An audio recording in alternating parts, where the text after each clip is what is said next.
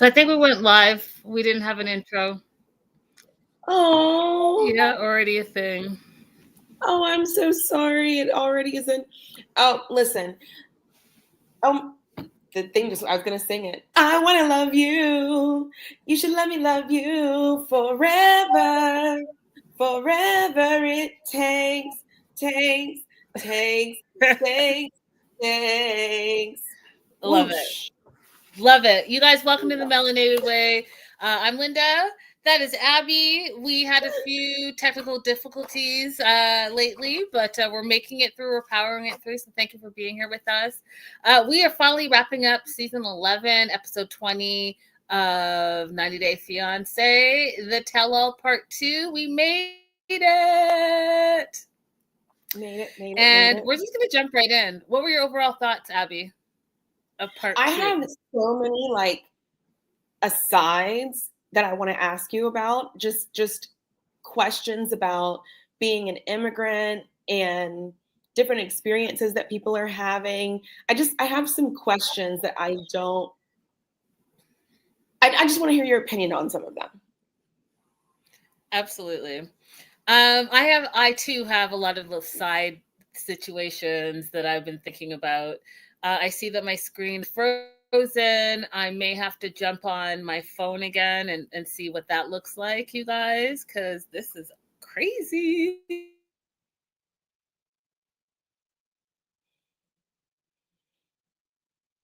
Okay, she'll be back in a second. Thank you so much for hanging out with us through the technical difficulties. We are going to power through it. Okay, we're all a little family here at 90 Day the Melanated Way reviewing these shows. So listen, we're not going to run off like Sean just because there's a minor problem. We're going to communicate, okay? Yeah, I had to switch to my phone. You guys, StreamYard, do better, be better. If it's my computer, then computer, do better, be better. But here we are. So I'm just going to jump right in. We left off with the whole Shekinah, and I guess I've been saying her name wrong this whole time. Ameni. I've been saying Amani. It's Ameni. Well, it's spelled Amani, so I think that we made a reasonable mistake. Mm-hmm. But she did correct Shekinah and say a mini. Yeah. So Ameni's are fighting, right? So that's where we left off, and it was all because Shekinah asked Amini in confidence whether or not Annie was trans. And I personally don't think that that's a question that is a bad question. What are your thoughts, Abby? Especially in the context, when Amini said it, she made it seem like it was a standalone question. But Shekinah said no. Amini had started off asking her personal questions. And so they were having a personal conversation, and she responded with also a personal question. I think where Shekinah went wrong is saying, don't tell your girl. You can't ever go to somebody and tell them not to tell their partner something. Right. But I don't think that it was a menacing question for her to ask in the context of them having a personal conversation. However, I don't like the way that Ani responded. I feel like, okay, you guys, I just feel like the three of them were there for drama. And I had a whole epiphany by the end of part 2 that I'm going to share with you guys later. But it was drama. Like, they wanted to get in where they fit in, and they weren't fitting in very well at all. And so I did like Aaliyah's interpretation. So she jumps in on this conversation and says, what were you asking? Because oftentimes people are asking because they think that trans women have like more masculine qualities, and so Mm-hmm. if it was in that context, then that's a weird comment, but it's not a rude question to ask because Mm-hmm. people identify as transgender, and so if you're asking out of respect, then that's one thing. And I think that that's kind of where she kind of was going, and I feel like Imani was making it more than it was because she wanted the drama, she wanted the TV time, she wanted, to feel relevant, to be honest. Correct. She allowed it to be interpreted as a rude question, which is not very kind of her being a part of the LGBTQ family. You shouldn't allow that to be a question that becomes weaponized. When Agreed. it wasn't. In the context that Shekinah said it, it wasn't. Agreed. So Eric, who is Matt and Amani's friend, joined them. Okay, and he has previous relationships that he's been part of that have been thruples as well. And Sarper, because he's super funny, says, it's like a cult. And okay, Sarper. One of the things that I have as a note is that they kind of don't come across as real friends. And why I say that is I don't know if you noticed, but when Eric came out, Amani didn't look at him once. Did you pick that up? I did not pick up on that, but maybe she can't turn her head too far. Maybe. I mean, maybe it's from the plastic surgery, but it wasn't until he was leaving that she looked over at him. So she didn't direct any of her conversation toward their friend. And men use the word friend differently than we do. I mean, maybe, but what I'm saying is that I don't think any of this is real. Oh, I see what you're saying. I don't think anything of it real. I think it's all for TV. And like I told you guys last week, these two, Matt and Amani, have been trying to get on TV and have been on TV reality shows in the past. And I think this is a play on that. And that's why they're leaving their relationship open in the air, whether they're going to be with her, they're not going to be with her. They're ending the night with drama, like as if it was a cliffhanger. Your relationship should have been done. But you want to act like you don't know, so that we're going to tune in. I'm kind of tuned out of y'all, but that's just me.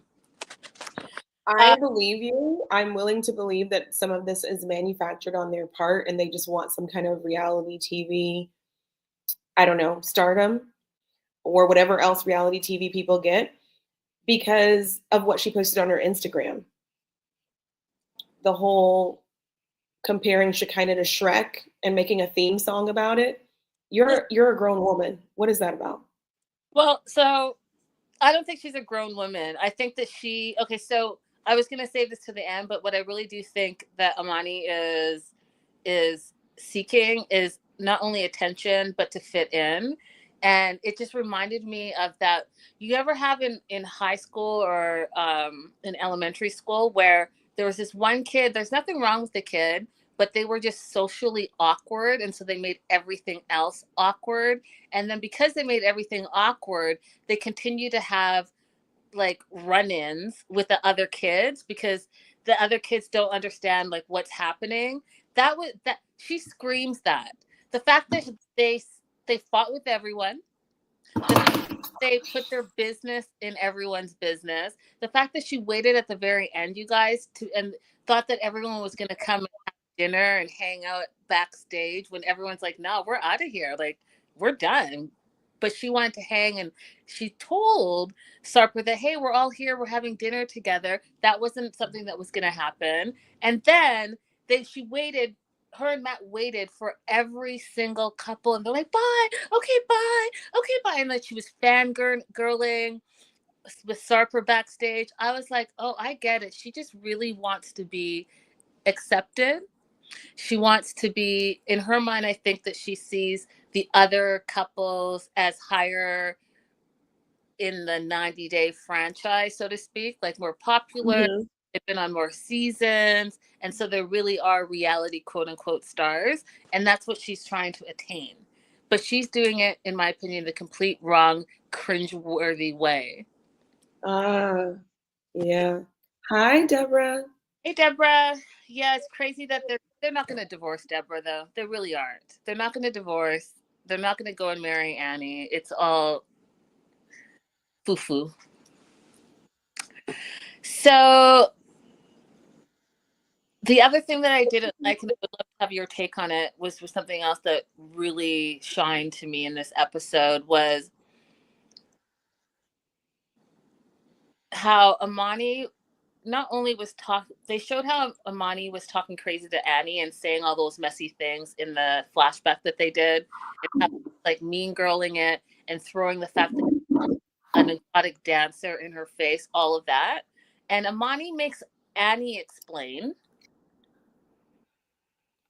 her behavior. And I was like, why does Annie have to explain that? Then when it came to giving money, she turns and says, Annie, why don't you explain? And all of this seems like financial manipulation, in my opinion. Like, you feel like you own her, so she's gonna have to take the brunt of whatever people are asking. Well, you know the situation as well. Go ahead and speak.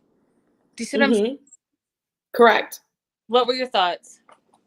I thought that she was looking for Ani to give her some kind of absolution. Like, people are not going to be as mean to her if she has Ani kind of come out and say, I've forgiven her, or it's okay, or I understand her behavior, instead of her apologizing legitimately. Because she says, oh, I'm sorry, I hate watching this, but it doesn't feel like legitimate apologies Mm.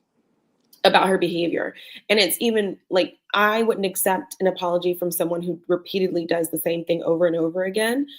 And I felt like Sean was really the only person who kind of stuck it to her a little bit about the things Yeah. that she said. Yeah, so he was not impressed. He's like, you want everyone to love me, love me, love me, and you want us to just think that you were having a bad day. But this is something that we've seen throughout the season, and he's not okay with it. He's like, I'm not impressed with this, and that's where you lost me. And Mhm. then we go on to hearing how she tried to send this money, $4,000, and then Sean, the host, asked, how much have you sent over the years? And now Ani tried to downplay it and act like it was only a couple of thousand. But Matt's like, no, we've probably sent her at least 60,000. And I do think, again, there's some type of financial manipulation going on here, and I'm not a fan of it. I think that they're not equally yoked in this relationship. However, I do think they're all in it for different reasons. I think Amani and Matt want fame. I think Ani wants fortune and financial stability. And so I guess they're all getting something out of it. Right. And I guess as long as they're honest with each other, maybe behind the scenes about what they're planning on getting out of this, they're all adults who can agree to it. But I did think about Cardi B when they were talking about the money situation. Because I don't know, Hey, 1,000 Pieces. I don't know if you ever watched, was it Love and Hip Hop, whichever show Cardi B was on when she was still a dancer. She was just explaining how, like, the majority of the money that you make is not really from the time that you're dancing. It's from people like this, like couples like this, men like this, who will give you money to feel like they are a part of your life. They're a part of your world. And Mm. as long as you give them that illusion that they're a part of your life and that you care about them, then you just keep on collecting your money. I And mean, that's just really common in that world. right. Hey, 1,000 Pieces. So then Ani and Juan start fighting in Spanish over money sent. Juan thinks it's a red flag, and then for Amani feeds into that. So she feeds into, well, I do feel like if I don't send the money, then Ani won't stay. Hello, duh, duh. That's it. That's it. That's all. Why are you in it? Right. Why are you trying to convince the audience that you guys are then now gonna go and get divorced after 10 years, but you don't even believe that she really wants to be with you and she's only in it for the money? Like, I just trying to figure out where the common sense is. I don't get it. There is none, because at the same time that she says, oh, Ani might leave because if I say no to a money request, she also says she doesn't want her to work. So because I don't want her to work, then I give her money. These two things can't be true at the same time. Yeah, it's manipulation. So Sarper, Juan, Jessica, Stevie, Madi, they all think Ani's in it for the money. Let me know what you guys think. If you're watching a live chat or your replay, let us know in the comments in the chat whether you think Ani is in this throuple for money or for love. And to be, so the question is, what? Linda just said, but then to be, is that okay? Is it okay for her to be in the relationship just for money if that's what they're offering? So let us know, you guys, and don't forget to like and subscribe to both channels. Please. Uh, please, heart. Madi says that he doesn't see where the love is in this relationship, and Shikani agrees. And again, you know our question of the day, so hit us up and let us know. To me, it seems like Amani just hired Annie to sleep with Matt so she didn't have to. Hey, Tanya, facts. I mean, that's part of it too. So that's a part that I'm surprised. Well, I'm not surprised because the tell all always is lacking in questions, in my opinion. But they could have explored that because that's an issue right there, right? So you have the money issue, you have the intimacy issue, you have the marriage issue, all in this throuple, and you guys introduce a thruple for the first time in our 90-day history, and we're not exploring the issues that we should explore. It seems a little bit weird. Mm-hmm. Um, so we do find out from Ani though that Amani has promised since day one that she would always pay the rent. And so if you're going to establish that as a base for your relationship, it should never become an issue. I mean, unless your financial situation has changed, you are the one that established it in your relationship, so you made it an issue. So don't expect the other person not to expect the rent to be paid every month. And they shouldn't have to ask you. You're the one that said, hey, I'm going to take care of your rent. I don't want you to work. So boom. The first of the month, the 30th of the month, whenever you pay your rent, when the rent is due, the rent should just be paid. Period. Mm-hmm. Correct. Then we find out that Ani, this is why I think what Abby said earlier about the illusion that some people have that they're having a relationship with dancers is because they want to have that illusion. So she's asked if she still dances. Amani quickly jumps in and answers for Annie. And Amani says, no, she's not. And I'm not sure who it was because I can't remember, but someone's like, can we get Annie to answer the question? Right. And she's like, yes, of course. Of course she's still dancing. Is Of that course she is, because she is a business and she's not about to let her revenue streams deplete. right? So now Amani Mhm. thinks that what else is she withholding? And Greg jumps in there and says, between the not dancing, dancing, the money, the not money, what else is she holding back from you guys? And I just think you guys, who cares? Who cares? Who cares? Because this throuple is not for real. And if you guys think it's for real, let me know. But I'm not seeing it at all. The other reason why I don't care is because why should she trust what Amani says about taking care of her, or Minnie? Why should she trust what Minnie says about taking it when every time she gets upset, she calls her names and degrades her the same way that a man would? So why should she trust it? Oh, I love this, Tanya. Tanya says, do you want to come in and throw money in my face and tell me how much money you have? Then that's all I'm going to expect from you. Facts. Facts, Tanya. Facts. Facts.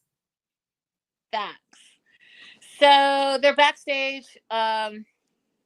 Everyone's talking about the thruple and all the issues and whether it's real or not. Amani wants to talk to Sarper, and Shekinah tells Sarper how she was really fangirling, you guys. If you remember this episode, she was just something about Sarper. She was fangirling out. So she goes and tells Sarper how much she likes him. Didn't realize how cool he was in person, and la la la la. And then Shekinah's like, "Oh, I don't have to stand here and watch you fangirl over my husband." So she walks away, and Amani's like, "Oh, if you would have let me finish, I would have told you." Whoop whoop whoop whoop whoop whoop. No, you were doing it on purpose. You knew exactly what you were doing. You were doing it on purpose to get under her skin and to cause drama. And you're constantly causing drama. Shekinah gets in drama with people for different reasons, I think, like mean girl reasons, but you do it because of your insecurities. Now, I don't know if either Mhm.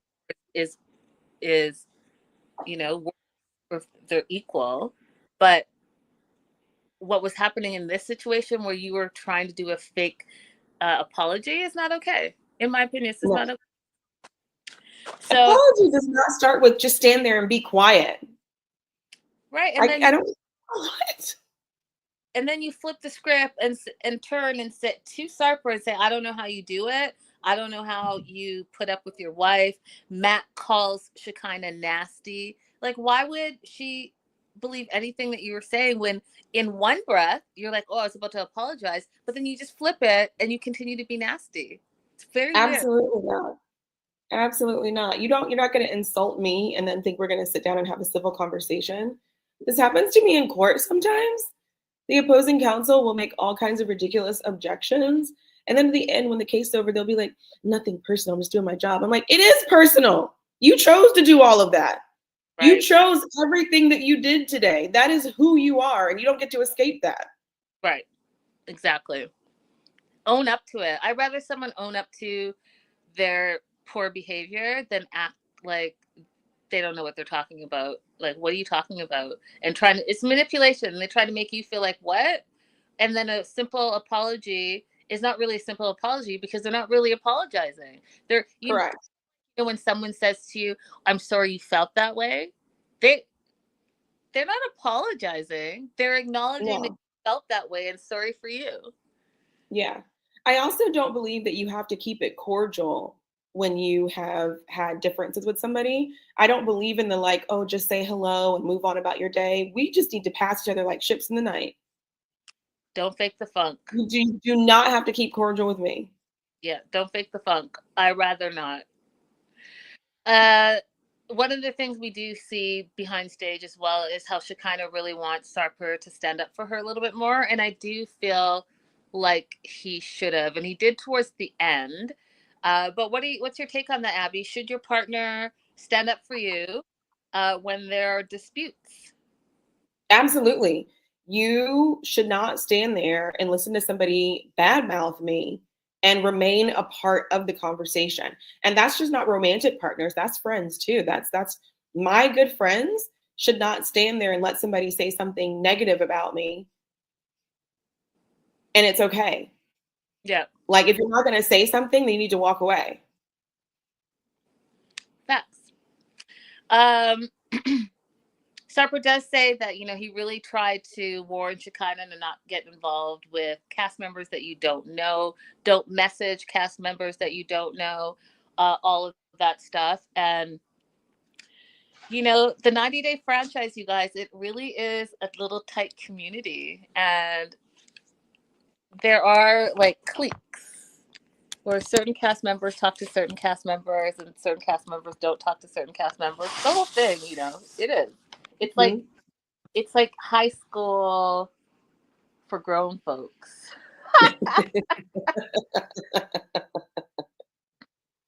um, so they all go back on stage. They're about to start filming again, and she kind of makes it clear to everyone that she really did feel like she was not being protected by her husband or supported. And he goes and says, you know, I friggin' love you and I'll show you. And he walks off the stage. He comes back. He has something to give her. And it was a big, y'all, that ring was so big. It was like blinding me. It was so big. Huge ring. And Sarper's like, I know. Don't show me it. It hurts. It hurts. And now calls her Lord of the Rings, which I too also think is hilarious. Yeah, all of that was funny. He's situational humor is he's got it. He really does. And you guys, I told you guys and showed you guys that I went to see him. He actually, so one of the promoters on my phone, I'm always looking for my phone and I'm on my phone because, you know, StreamYard is not being cooperative with me. But he is performing on the 13th in Burbank, California.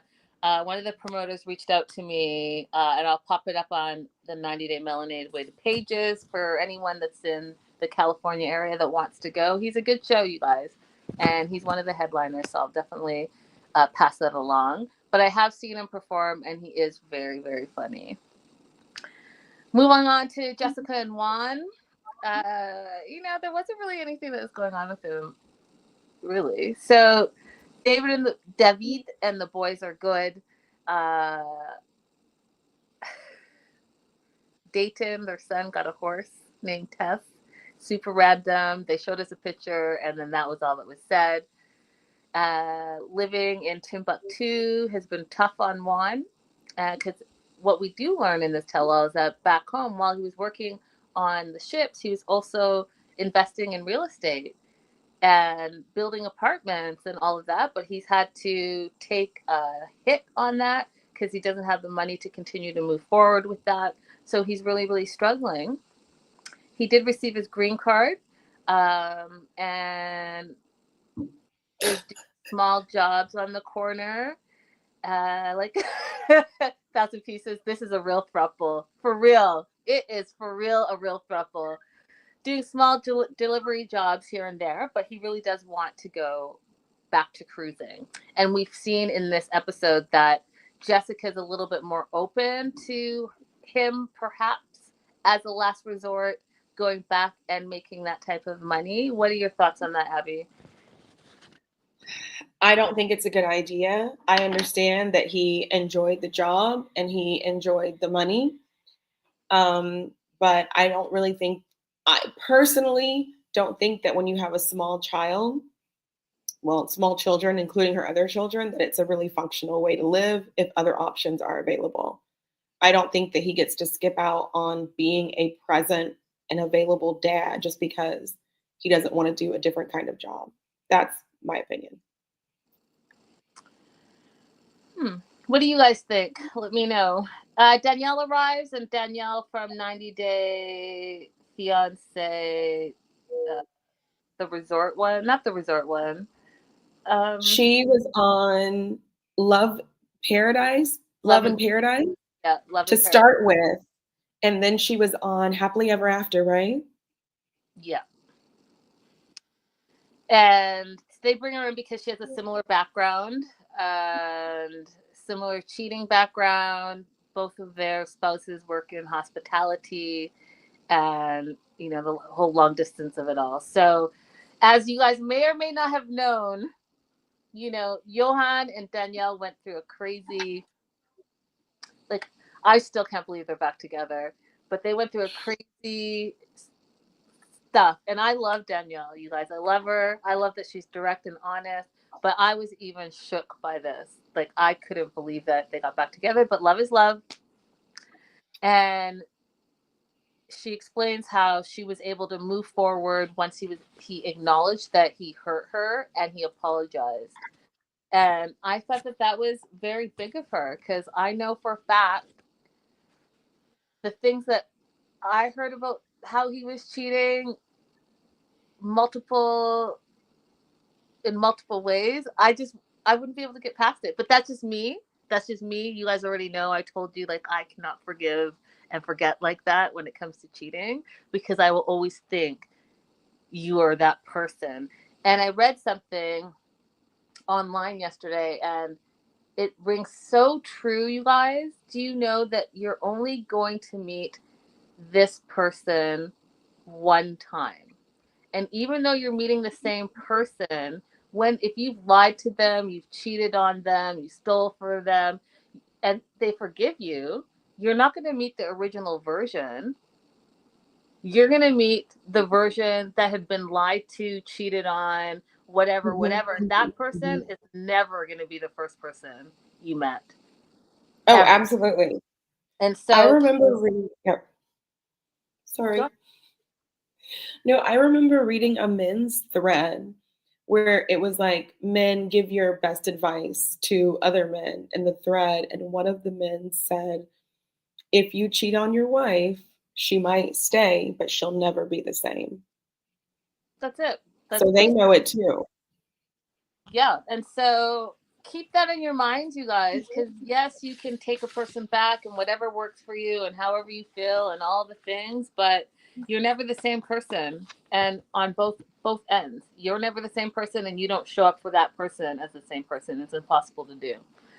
So we also get Megan, who like 1,000 Pieces said, this is the real thruple.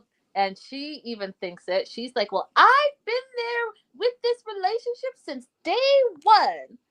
Uh, ma'am, do you not have your own full on husband and child? Or maybe, I don't know if they have a child, but I know she has a husband for sure. A full on husband.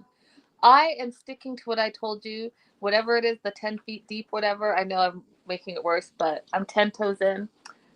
That she's in love with Jessica. She's in love with Jessica. If she could be with Jessica, she would. I firmly believe it. Can't change my mind about it. She's too deeply in. Like, even when you have the bestest of bestest of bestest friends, it's not this. Yeah. Crying, you're crying, and then you're offended by a relationship you're not even in. And then she was able to watch herself back and still had no kind of, yeah, I took it a little too far. Or, yeah, that was an overreaction on my part. She was like, oh no, oh no. I'm going to come out here and just double down on everything I did and said. It's interesting. Maybe their town is so small that she can't explore other interests. And so this is just all she has to focus on in life. That's outrageous. And then when she said no, be bye, when asked, like, are you going to just let us be and step aside? She was that, no. And not just no, no, be bye. I was like, if I could just jump into the screen right now and say a little something, I would. And Yeah. yeah, Juan has every reason not to like her because she is doing way too much in this relationship. And Yeah. my question to you, Abby, is do you think that Jessica should jump in and have a conversation with her best friend, Megan? Yeah, she definitely needs to say, "Hey, Megan, I know that in the past we've operated this way, but it's detrimental to my relationship. So I need you to pull back some. And I'm going to also pull back on sharing certain things with you. But also, Megan, friend to friend, sometimes you just have to let your friend fail. Like, if you really see this relationship as a failure and his refusal to take one of the jobs you recommended him for as a failure, sometimes you just have to let your friend fail." Yeah, I agree. This is the only thing that I agreed with Amani. With the only thing that I'm agreeing with her this whole season is she turned to Megan and she's like, "But what I don't understand was why is Megan crying?" That's same. I don't understand it either. Why are you crying, Megan? Why are you crying? Uh, Danielle, good advice. Danielle said, their relationship has to be more important than your relationship. Do you understand that? And I'm going to just jump on what Danielle said. Also, make it, how do you have all this time? You have your whole own husband. You have a whole husband of your own. Pay attention to that relationship and you won't be worried about this relationship. Right. Like, you have a You said you're husband. close. Yeah, you said you're close to some other towns. Like, take up country line dancing or something. There's got to be other things that you could spend your time on. Go Okay? and spend No, time with your own husband. extended family, there's options out there. Spend time with your husband. She forcing Herbie to spend time with Juan. So yeah, apparently they have been a reference. By they I mean Megan and her husband have been references for Juan, and he allegedly has turned down 50 jobs, which I find hard to believe. And even one of the cast members said, "Are there even 50 jobs in your little town? Why are they? Yeah, Why?" I'd be so pissed if my husband turned down 50 jobs just because he didn't think he was good enough for it. Because you can take a job and then just be working towards something else, but just be sitting around turning down jobs because you think they're beneath you. That would frustrate me so much. But is that what he's Would you? saying? Saying that he thinks it's beneath him, or is he saying it's something that he's not happy doing? Because he is a delivery driver, right? So he obviously doesn't think everything is beneath him. Yeah, well, okay. He didn't say it was beneath him. He said he wasn't interested in those jobs. Mm-hmm. So you So still the same point? Same point. I had so many jobs when Taylor was little that I wasn't interested in. At one point, I was working at Barney's. I was doing like special events at the Civic Center on the side, like on weekends to make extra money. That's how I actually met Elton John and T-Pain. Um, and I was also working at a methadone clinic. Like I've worked so many jobs that I didn't particularly care for to get to where I wanted to go and get through law school because I had a kid. It's Yeah, I don't think it's a choice when you have a kid to just lamp. I agree. I don't think you have a choice, period, when you have bills to pay. And if you have bills to pay and then you have a kid on top of that and a spouse on top of that, then you may not like what you're doing, but you're going to do it so that you guys can survive. Exactly, and lighten the load of your spouse. Hmm. When asked why they're staying in Wyoming, Juan said it's because his kid, but also you know Jessica has two kids with someone else.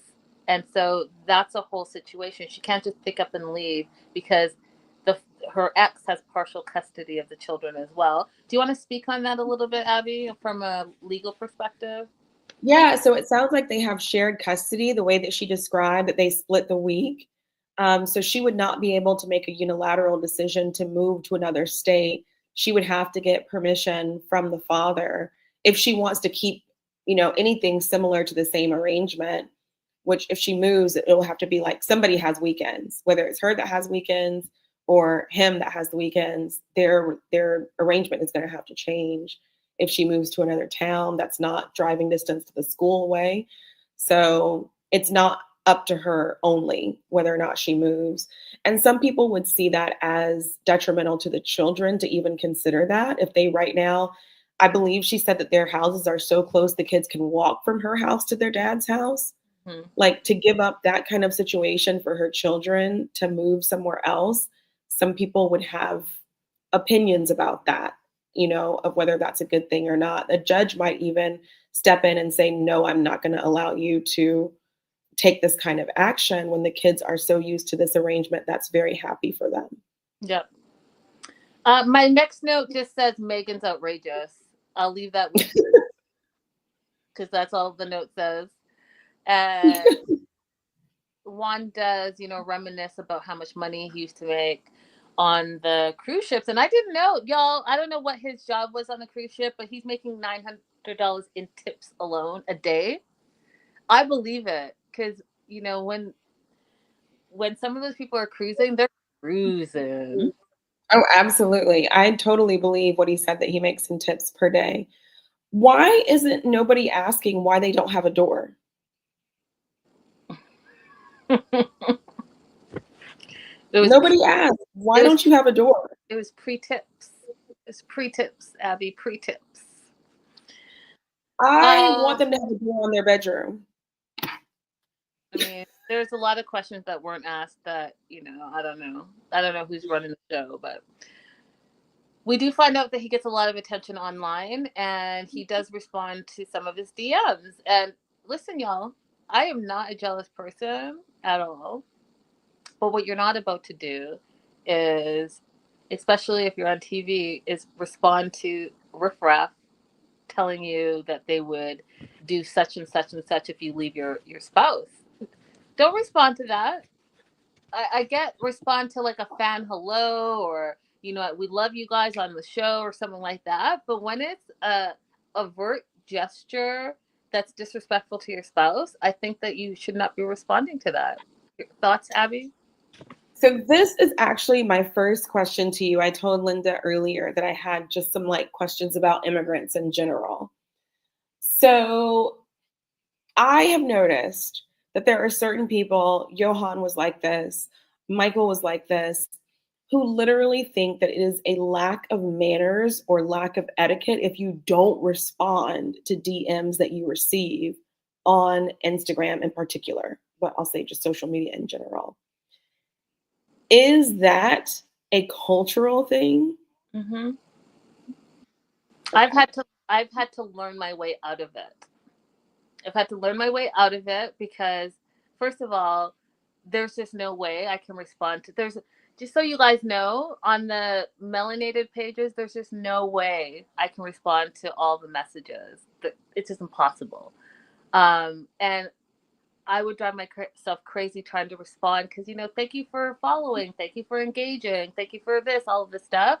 And then I had to just stop. I had to just say, this is not sustainable. It's not sustainable. So it absolutely is like a cultural, you want to be kind to everyone. But also, too, some of y'all don't deserve kindness. Some of y'all run up amok, not only in the DMs, but in the comment section. And it's clear that, some of y'all aren't happy with your own lives. So that's another conversation that you need to have with your immigrant partner about expectations of etiquette on social media, because some of them tend to think that they're doing the right thing by responding to some of these messages. So that's a conversation to have and set some expectations around. Facts. Hi, Lori. Hey, girl. Hey. So Mhm. far, recap. Amani has fought with Shekinah. Amani has fought with Sarper. Amani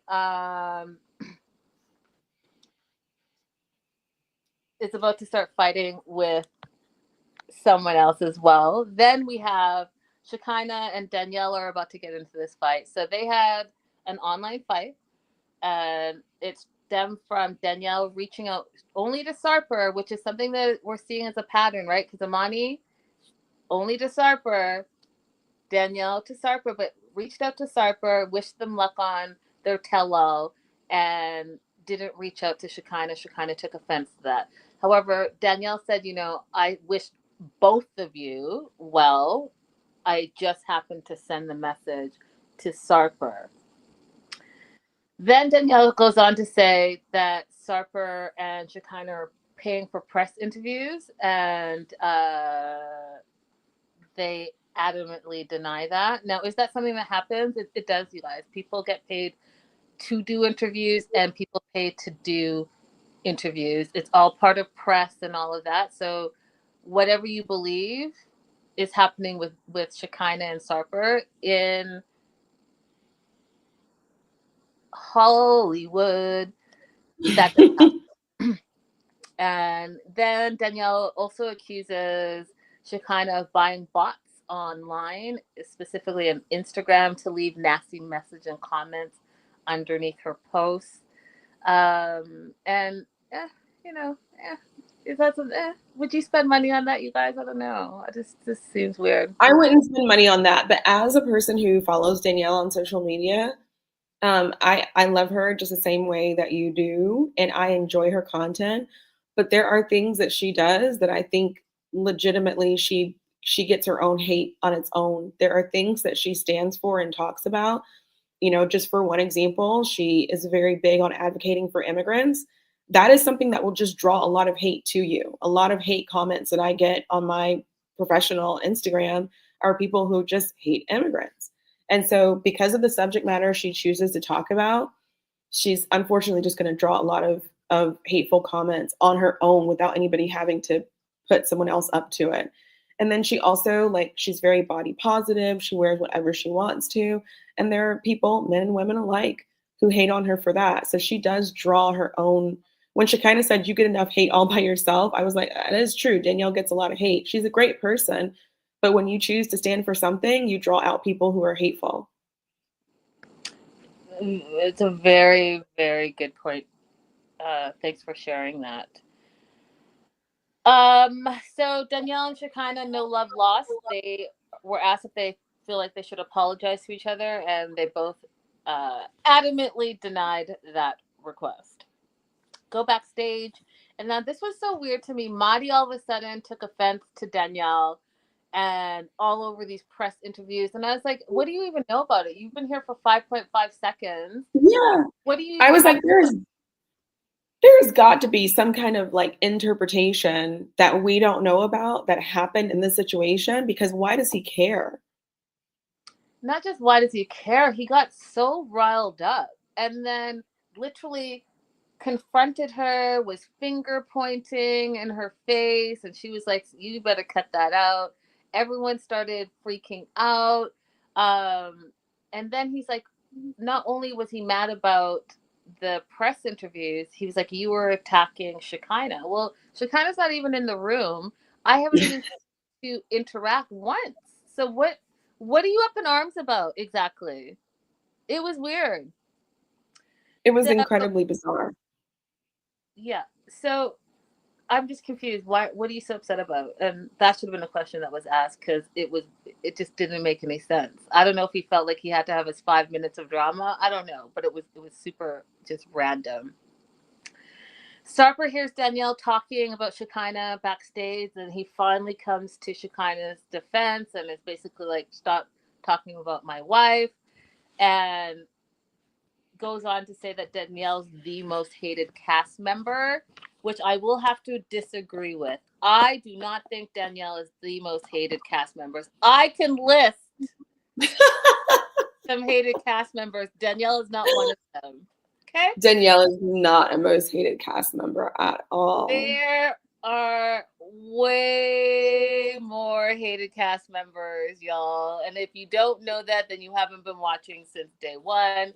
You guys, let me know who you think some of the hated cast members are. I'm curious to know because, like I said, I could name 5 right now. Pow, just off the top of my head. Angela, yeah, you are not wrong. You are not wrong.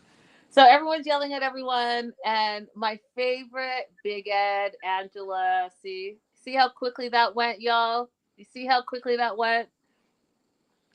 Everyone's yelling at everyone. My favorite part of the whole season, you guys, the entire season, was with Aaliyah. So you can imagine it's riff raff, screaming and yelling and pointing and cussing. And all you see Aaliyah doing is like this. Pretend this is my plate. My eyes are darting to the left, to the right to make sure that my food is protected. And I'm just going to go ahead and eat. It was my favorite part. Favorite. She was like, I will not be involved in the hoorah, but what I will do is, eat. oh, look, my face is eat. My face froze. There we go. I'm not Absolutely. going to say her name. I'll refer to as, oh, Big Back. Oh, Lord. You might Tanya be says, talking about Angela or who else would you be talking about? Tanya says she can list at least 20 people above her. Absolutely. Danielle doesn't even make my show.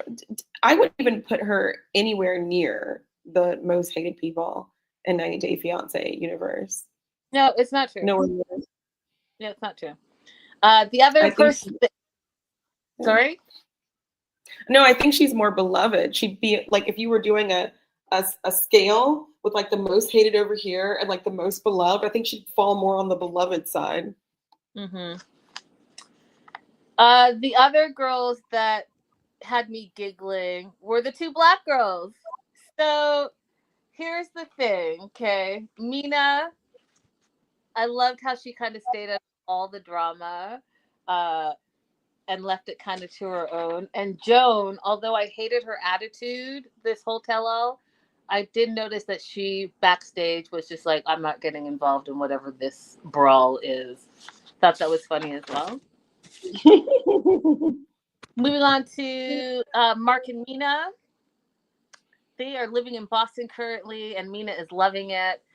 They're deciding whether they're going to be staying in Boston, Paris, south of France, or New Hampshire. Who knows? They could end up anywhere, but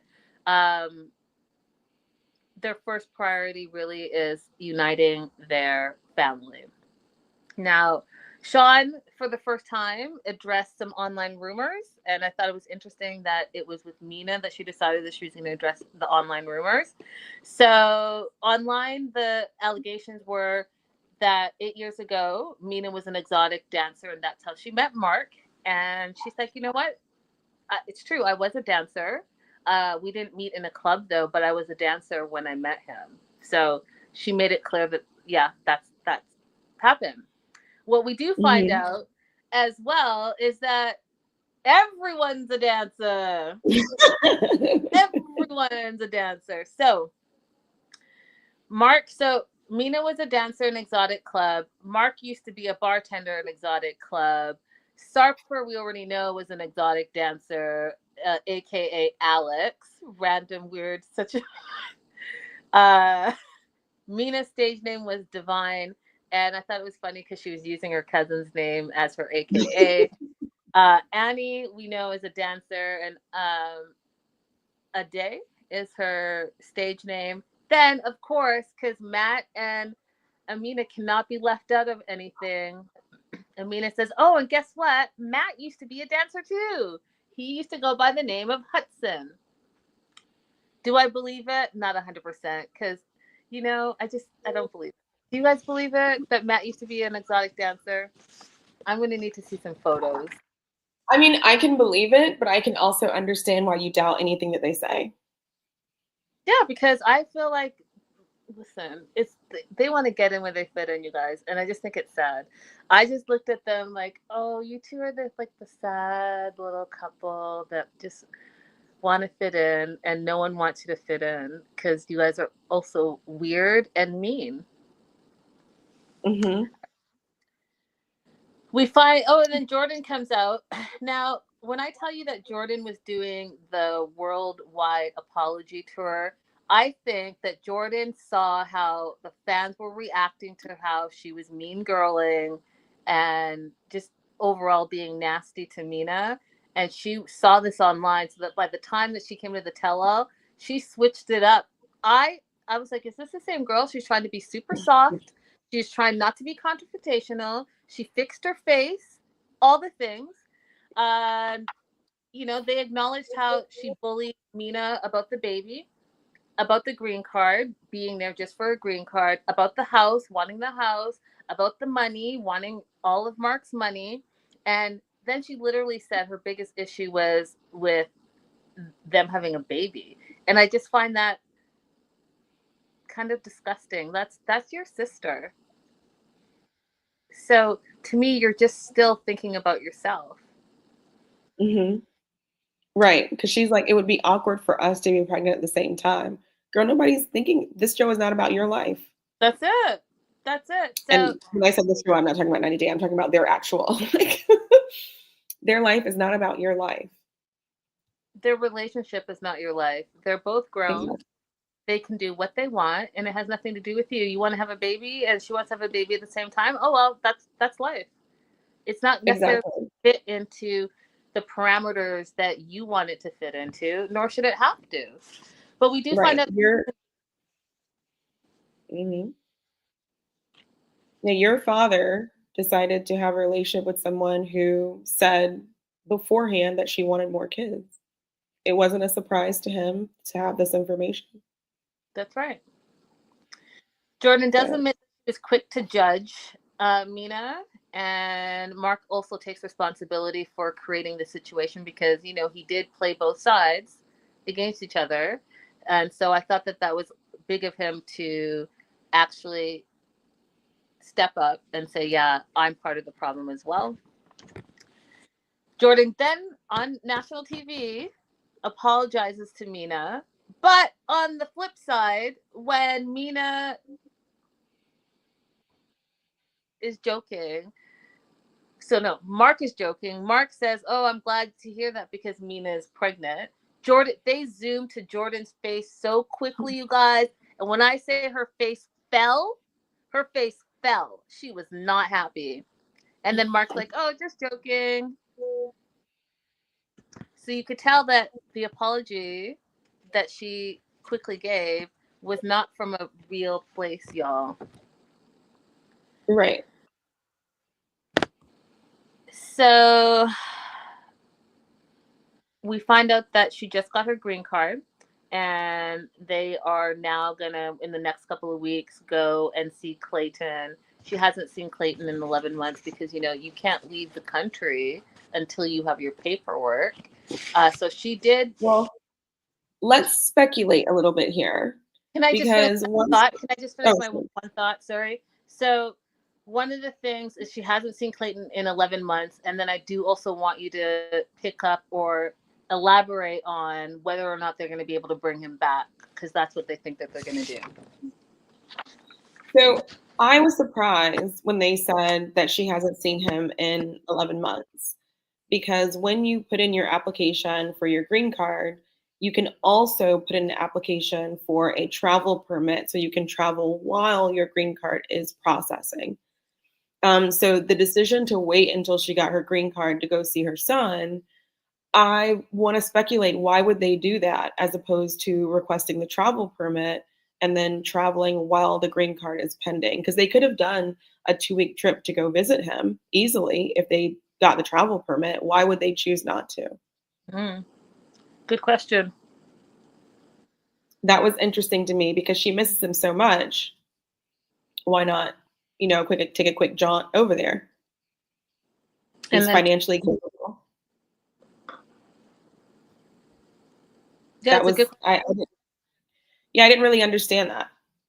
And then will they be able to bring him back? Yeah, he said we're hoping to be able to bring him back, but he didn't say what has been done to be able to bring him back. Have they submitted an I-130, a family petition for his stepfather to now petition for him? Have they been able to resolve the issue of him not having a passport so that if he goes to an interview to get his visa, if Mark did file a petition for him, that he'll be able to have his own passport to travel on? They just said, we hope we're going to be able to bring him back with no further details, which is their business. They don't have to tell us what the details are, but there's just a lot of requirements in there that are not being explained. And I really wish they would because it is an international show. So I wish that those were some of the things that we would learn about because that's part of the whole process, right? That's part of like the 90 days and marrying internationally and all of that. So, you know, it would be good if they talked about it a little bit. Correct. Sarper then does his little 2 minute stand up, and he was funny. Basically, he's talking about the thruple and everyone texting and how, long story short, between having to do all the things all the time, never ending requests, etc., multiply that by two. That was like the punchline. It was. Right. I want to say something about Serper. I enjoy the fact that even though he wants to be a comedian, I think people can take note of this. Like, if you are on the show because you do want to be kind of like a standout character and be able to use this to launch you into something else, he doesn't take up space. He does a very good job of making his own comments or asking questions in time. He doesn't overstep other people or dominate the conversations. He gets in his comments and then, gives other people space to talk to. He does a very good job of that. Mm, I agree. And it's easier for him to be likable coming out of the show than somebody like a Minnie who is constantly inserting themselves into conversation and creating the drama. So, like, if you're really going on the show because you want to be like a breakout, standout character, I think he's a good example to follow. Hmm. Take note, y'all. Take note. We move on to Sean and Aaliyah. uh, this was funny. It was funny, but like, I don't know. So Sean, the host, is doing her intro of Sean and Leah, and Sean, from the couple, cuts off Sean host's intro and says, "Can't do this anymore. Can't put up with this," and walks off the stage. There's a dramatic pause, and really, Maudie had some hair out of place, and as a hairdresser, Sean just couldn't stand it anymore and went over to fix. Meanwhile, Aaliyah, they zoom back to Aaliyah and Aaliyah's face. Obviously, she wasn't a part of whatever this little joke thing was going to be because her face dropped. She looked like she was going to cry and literally said it almost had a heart attack, and it looked that way. They are adjusting to their marriage. Aaliyah's like, this marriage is not my dream, but we were both moving forward, and we're both moving forward in a lot of change. And they bring on Kenny and Armando as well as Jackie, who's in studio. So Kenny and Armando zoomed in from Mexico. Jackie was in studio, and it was a lot of conversation about being in a real. And I got to give it to both Sean and Aaliyah because I wouldn't know how to maneuver this constantly changing, evolving relationship, because you met Douglas, and according to Jackie Lee, Douglas was scared, quiet, and timid, and then you're transitioning and becoming Aaliyah, who is more proud, more bold, more confident, and becoming who she uh, is. And so, what does that look like for not only Aaliyah and not only Sean, but their relationship? Now, do I think Aaliyah scored in relationship? Absolutely, because it's very rare, and I think it has to do with his age as well. But it's very rare that someone's like, I'm going to be there no matter what. I'm going to be there for you. Maybe it's not going to be in a romantic situation. He never said that, but whatever it is, I will always be there for you. And I thought that was beautiful. What were your thoughts, Abby?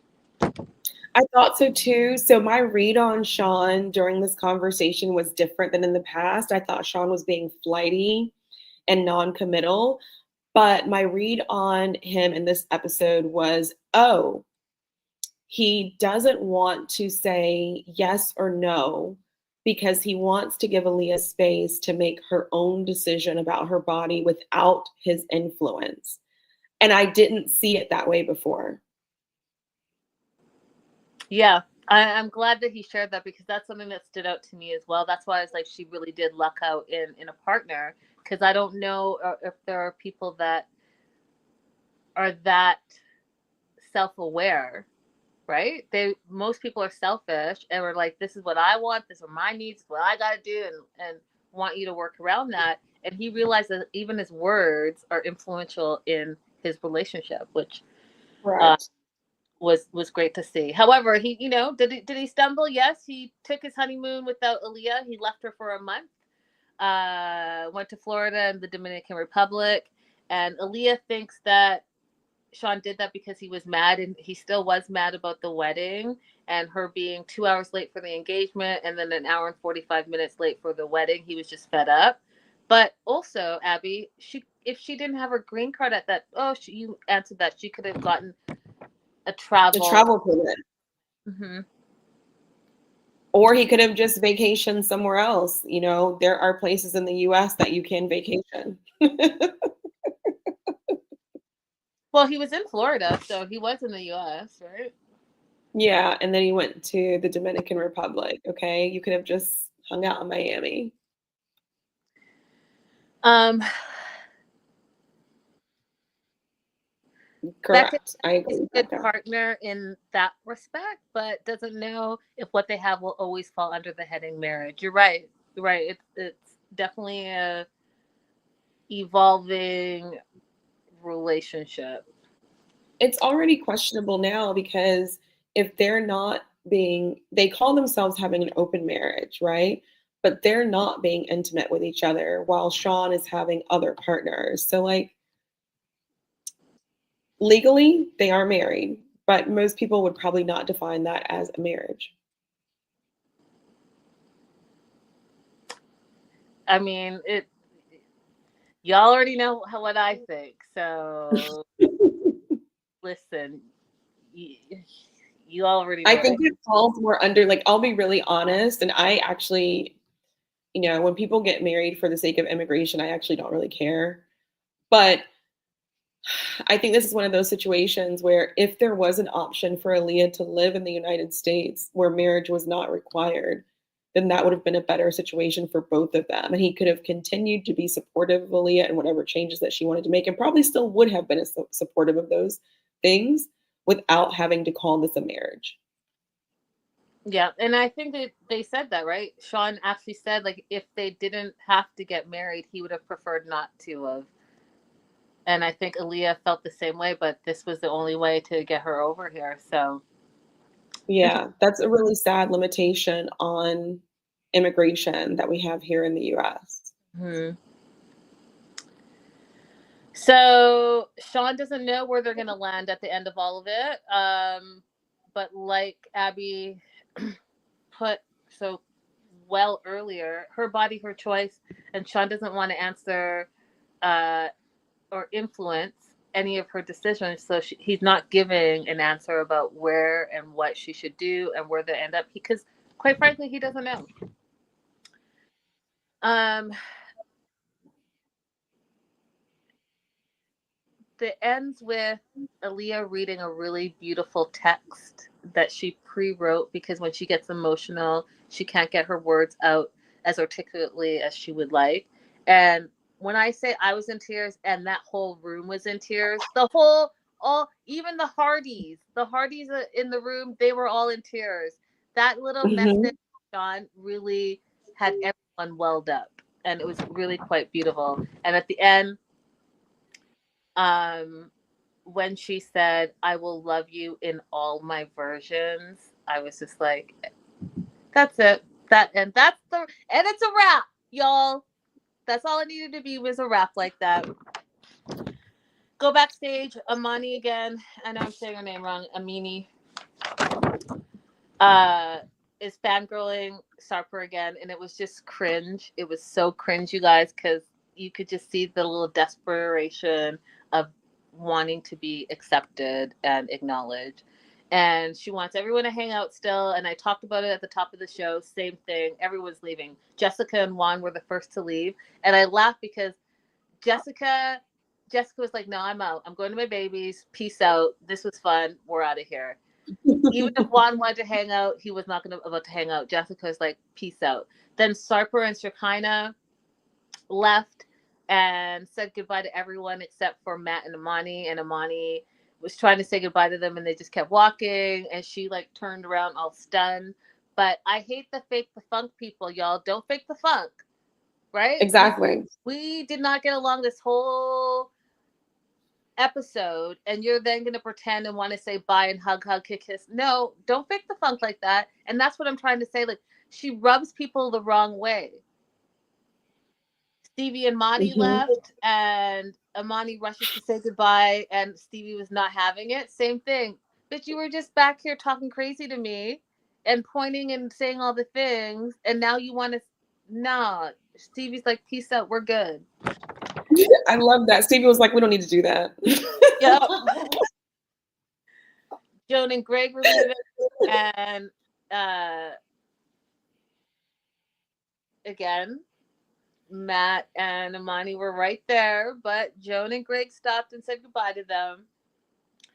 Matt and Mina left, and it was very quick. They were cordial, but it wasn't a like, "Hey, I'll see you soon." It was like, "Okay, nice to meet you, goodbye."